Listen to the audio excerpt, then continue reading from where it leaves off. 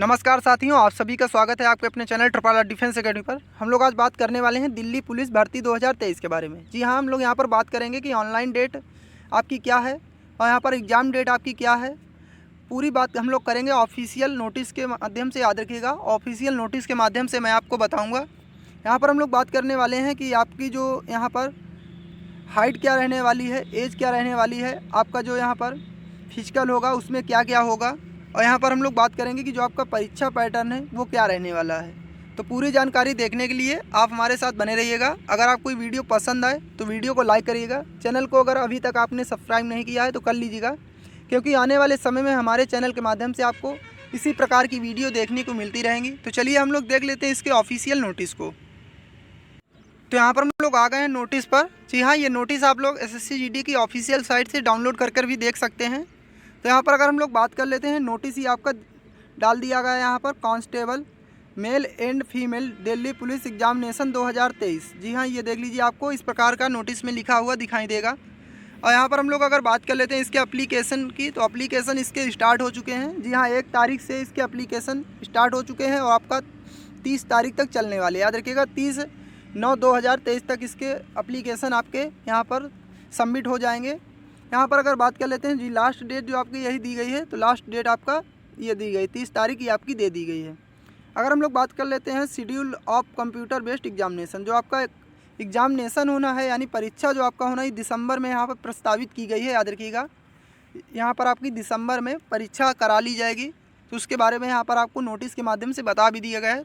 तो आपको तैयारी जो है अपनी चालू कर देनी है। यहाँ पर अगर हम लोग बात कर लेते हैं सबसे पहले आपकी एज की, जो आपकी एज क्या रहने वाली है उसके बारे में। तो सबसे पहले देख लेते हैं हम लोग वैकेंसी को। जी हाँ, वैकेंसी हम लोग बात कर लेते हैं। तो वैकेंसी जो यहाँ पर अगर बात करते हैं कांस्टेबल मेल की कितनी है, तो ये आप यूआर की अगर बात कर लेते हैं 2748 पोस्ट यूआर के हैं। ईडब्ल्यूएस के जो आपके हैं 488 पोस्ट हैं। ओबीसी के आपके 258 पोस्ट हैं और 717 पोस्ट जो हैं ये एससी के हैं। 242 जो हैं एसटी के हैं। टोटल अगर बात कर लेते हैं तो टोटल जो वैकेंसी आपकी यहाँ पर मेल कैंडिडेट के लिए है ये आपकी 4453 है। याद रखिए, 4453 जो है सामान्य कैंडिडेट हैं, इसी में ऑनलाइन कर सकते हैं। जो 4453 पोस्ट दिए गए हैं आप लोग ये कैटेगरी वाइज देख सकते हैं। वहीं आपके एक्स सर्विस मैन के ये आपके दे दिए गए हैं 153 पोस्ट यहाँ पर यूआर के हैं, 27 ईडब्ल्यूएस के हैं, 15 जो हैं ओबीसी के हैं, 48 आपके यहाँ पर एससी के हैं, एसटी के जो हैं आपके ये 23 हैं और 266 जो हैं टोटल हैं। ये भी आपके एक सर्विसमैन के हैं कमांडो। याद लिखिए, एक पैरा कमांडो के जो पद यहाँ पर एक सर्विसमैन हैं पैरा कमांडो से, उनके लिए 152 पोस्ट यहाँ पर दिए गए यूआर के लिए, 27 जो ईडब्ल्यूएस के लिए, 14 ओबीसी के लिए, 107 जो है यहाँ पर एससी के लिए और 37 हैं एसटी के लिए। टोटल जो है 337। अगर बात कर लेते हैं फीमेल कैंडिडेट की, जी हाँ, फीमेल कैंडिडेट की अगर हम लोग बात कर लेते हैं यहाँ पर, तो 1502 जो हैं आपकी यूआर की हैं।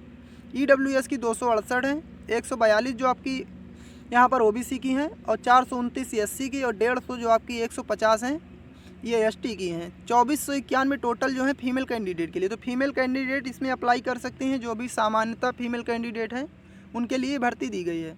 अगर टोटल भर्ती की हम लोग बात कर लेते हैं तो यहाँ पर 7547 वैकेंसी आपकी टोटल है। याद रखिएगा, ये आपकी जो दिखा दी गई कैटेगरी वाइज। तो जर्नल के लिए जो यहाँ पर इतनी है, यूआर की जो है 4555, वहीं ईडब्ल्यूएस की 810, ओबीसी की बात करते हैं 429 और 1301 जो है यहाँ पर एससी के लिए है और 452 जो है टोटल यहाँ पर एसटी के लिए। टोटल अगर है जो आपकी 7547। चलिए हम लोग यहाँ पर बात कर लेते हैं।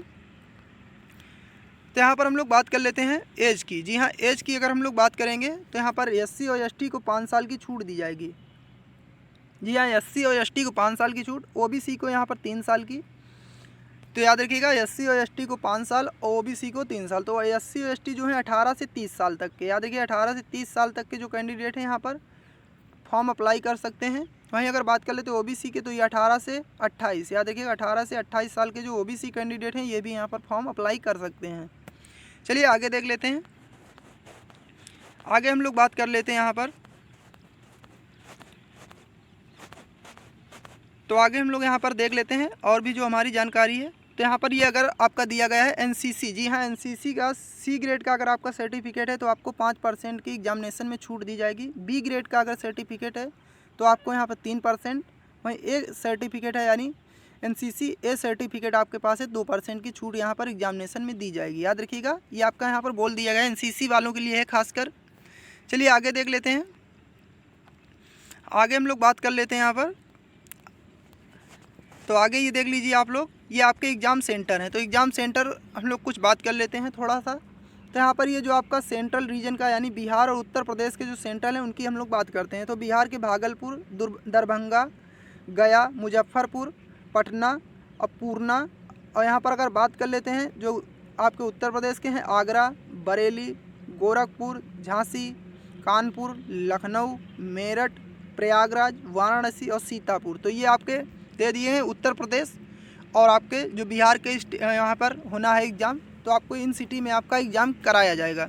वहीं अगर बात कर लेते हैं, ये देख लीजिए आप लोग, देख लेना, ईस्टर्न रीजन के जो हैं ये आपके दे दिए गए हैं। वहीं अगर अंडमान निकोबार के जो हैं ये आपके सेंटर दिखा दिए गए हैं। कर्नाटक और केरला के जो हैं ये आपको साइड में यहाँ पर कर्नाटक, केरल, ये आपके यहाँ पर बेंगलुरु, हुगली, यहाँ पर इनके जो हैं एग्ज़ाम कराए जाएंगे।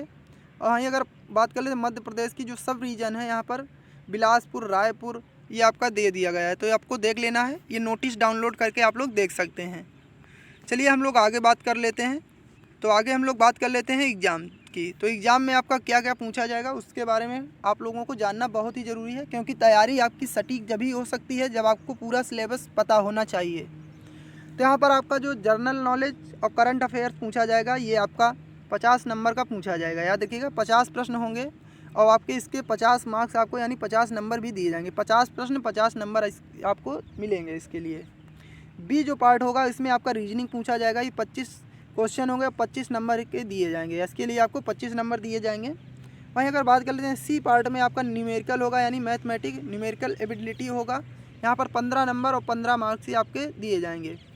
वहीं बात कर लेते हैं कंप्यूटर नॉलेज, यहाँ पर आपका कंप्यूटर फंडामेंटल से जो आपका पूछा जाएगा 10 नंबर का, यहाँ पर आपका 10 नंबर दिए जाएंगे, यानी 10 क्वेश्चन और 10 नंबर आपको दिए जाएंगे। टोटल जो आपका यहाँ पर देख लीजिए, टोटल आपको जोड़ सकते हैं 25, 75 और यहाँ पर 100 नंबर का आपका पेपर होने वाला है। याद देखिए 100 नंबर का आपका टोटल पेपर होगा और उसके लिए आपको 90 मिनट का समय दिया जाएगा। जी हाँ, 100 क्वेश्चन होंगे, उसके लिए आपको 90 मिनट का समय दिया जाएगा। और यहाँ पर आपका देख लीजिए माइनस मार्किंग का प्रावधान भी है।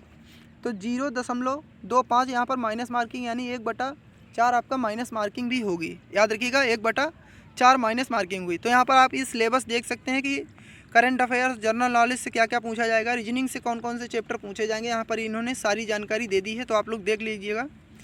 यहाँ पर हम लोग बात कर लेते हैं फिजिकल की। जी हाँ, फिजिकल की अगर हम लोग बात कर लेते हैं तो मेल कैंडिडेट के जो यहाँ पर देख लीजिए, जो सामान्य कैंडिडेट हैं यानी जर्नल, OBC, EWS और SC, तो उनके लिए जो 6 मिनट में 1600 मीटर की रेस होगी। याद रखिए 6 मिनट में। ये जो है आपका एक सर्विसमैन वालों के लिए दिया गया है, जो 7 मिनट 8 मिनट, ये एक सर्विसमैन वालों के लिए। लॉन्ग जंप की अगर बात करते हैं तो ये 14 फुट की आपकी लॉन्ग जंप होगी। हाई जंप आपकी 3 फुट 9 इंच होगी। याद रखिए 3 फुट 9 इंच। वहीं अगर बात कर लेते हैं फीमेल कैंडिडेट की हम लोग,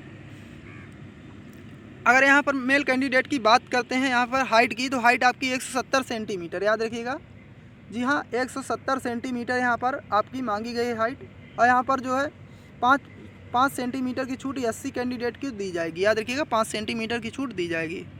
चलिए आगे देख लेते हैं। अगर मेल कैंडिडेट की यहाँ पर चेस्ट की बात कर लेते हैं तो 81 सेंटीमीटर आपका चेस्ट होना चाहिए और फुलाने पर 4 सेंटीमीटर का आपको फुलाव आवश्यक है, क्योंकि 81 से 85 सेंटीमीटर आपका यहाँ पर सीना होना चाहिए। याद रखिएगा। चलिए आगे देख लेते हैं। फीमेल कैंडिडेट की अगर हम लोग बात कर लेते हैं यहाँ पर, तो जो सामान्य फीमेल कैंडिडेट हैं यानी जर्नल, OBC, SC, तो उनके लिए जो है यहाँ पर 1600 मीटर की रेस होगी। तो ये आपका 8 मिनट का समय दिया जाएगा। लॉन्ग जंप जो होगी 10 फीट की होगी और 3 फुट हाई जंप होगी। याद रखिएगा ये जो है दिया गया ये एक्स सर्विसमैन के लिए है आपका। तो आपको इस पर ध्यान देना है, जो सामान्य कैंडिडेट हैं इस पर, इस प्रक्रिया पे आपको ध्यान देना है। इसके बाद में जो आपका होता है यहाँ पर, ये आपका फिजिकल के बाद में यहाँ पर अगर फीमेल की बात कर लेते हैं थोड़ा सा, यहाँ पर देख लीजिए हाइट। जी हाँ, फीमेल की हाइट की जो 157 सेंटीमीटर है। याद रखिएगा 157 सेंटीमीटर है।